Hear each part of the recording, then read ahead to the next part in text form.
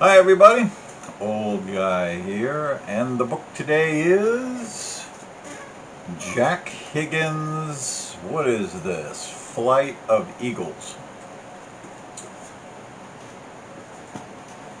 Now, Jack Higgins is one of those authors that everyone who learned to read back in the Stone Age, pre-cell phone, and there were only 3 channels on TV, knew about. I mean, you knew the name.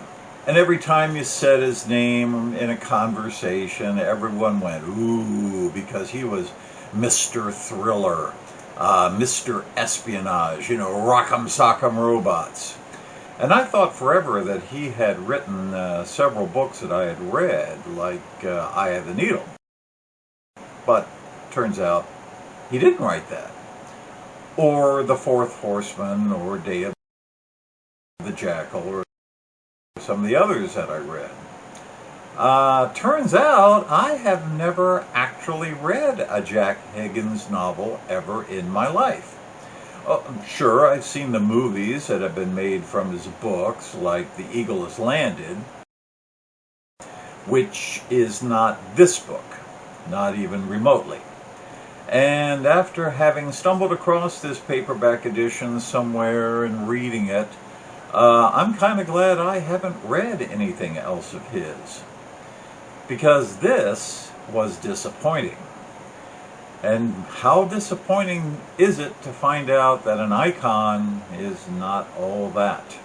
And yes, I know it could be just this novel, which appears to be about the 400th or something that the guy wrote.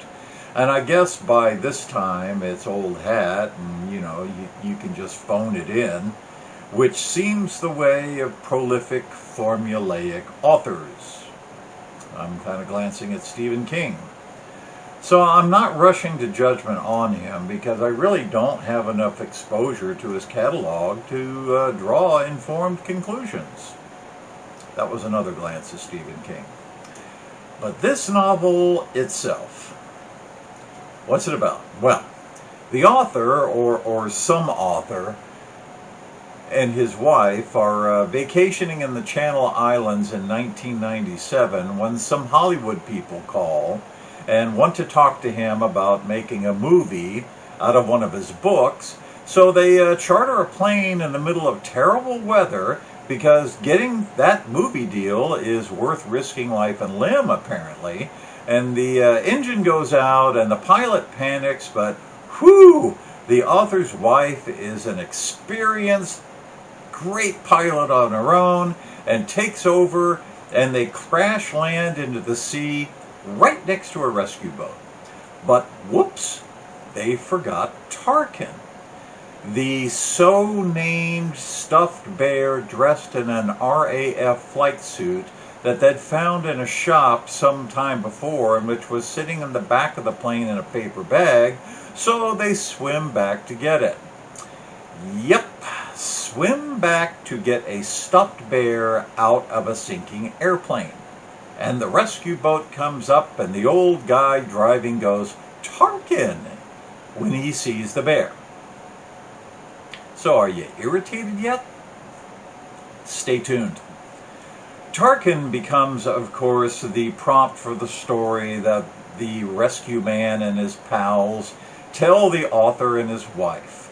See, Tarkin was the mascot of a World War I American fighter ace flying for the British by the name of Jack Kelso, who married a German baroness, Elsa von Halder, who was a nurse in the hospital in which Kelso recovered after getting shot down. And they had twins, Max and Harry, who grew up in Boston, but then Jack died, and Elsa decided to reclaim her barony, baronessy, whatever you say it, and took one of the twins, Max, back with her to Germany, leaving Harry in the care of his grandfather. What? Oh, come on, suspend some belief here, because how else are you going to get identical twin crackerjack pilots to fight against each other, Royal Air Force versus Luftwaffe, during World War II?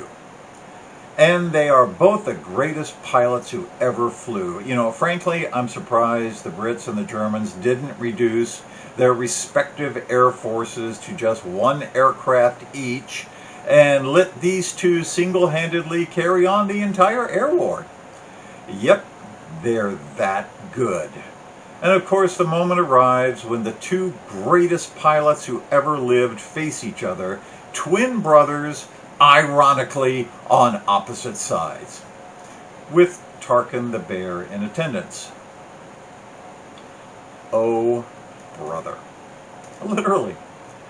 And don't get me started on what is supposed to be a jaw-dropping twist at the end. It's actually a laugh-out-loud, you've got to be kidding me moment. Please don't let this be a typical Higgins novel. Please.